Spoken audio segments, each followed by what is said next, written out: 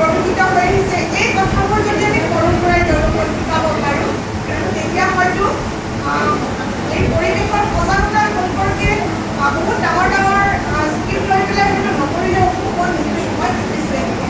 আৰু দেখা পাইছোঁ ক্লাছ 2, 3, 4 এইবিলাকত খুব সৰু সৰু কবিতা কিছুমান সেইকাৰণে পাঠত সন্নিৱিষ্ট কৰিছে। যেনেকৈ ক্লাছ 2ত আছে কোনোবাই তৰা এটি তৰা দিয়া, এটি তৰা নালাগে এটি তৰা দিয়া। এইটো আছে তৃতীয় শ্ৰেণীত আকাশ আকাশ ইমান আকাশ, ডক্টৰ নিৰ্মল বৰদলৈ বাইদেউৰ। পৃথিৱী এখন ঘৰ আকাশ তাৰে চাল। তেনেকৈ ক্লাছ 4ত আছে গছে যদি খোজকাঢ়ে, 5ত আছে পিঠাৰ মেলা, 6ত বিহুৰ দৰণি। এনেকৈ এই কবিতাখিনি ক্লাছ 8লৈকে পৰিৱেশ সম্পৰ্কীয় কবিতা আমাৰ পাঠবোৰত সন্নিৱিষ্ট হৈ আছে।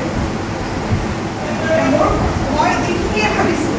আৰু মূল কথাটো হ'ল আমি এই পৃথিৱীখনত জন্ম লৈছোঁ, ইয়াতে বাস কৰিছোঁ আমি, মৃত্যু আমাৰ ইয়াতেই হ'ব। কিন্তু এই যে সময়খিনি জন্মৰ পৰা মৃত্যুলৈকে ঘটি যোৱা এই সময়খিনি মই ভাবোঁ আমি আমাৰ পৃথিৱীখনক খুব ভালকৈ জানিব লাগে। পৰিৱেশ বুলি ক'লে এতিয়া এনেকুৱা এটা হৈছেগৈ, আজি পৰিৱেশ দিৱস বুলি ক'লে আমি আমাৰ এটা হৈ গৈছে কি ধাৰণা এটা গছ ৰুব লাগে, গছ কাটিব নালাগে। পৰিৱেশ আমি সীমাবদ্ধ কৰিছোঁ গছ কটা বা গছ ৰোৱাত। কিন্তু পৰিৱেশ বুলি ক'লে জানো সেইটো হয়? পৰিৱেশ বুলি ক'লে আমাৰ প্ৰকৃতিত উপলব্ধ হোৱা বা আমাৰ চাৰিওকাষে থকা জীৱ হওক নিৰ্জীৱ হওক সকলো বস্তুৱে প্ৰকৃতিৰ উপাদান।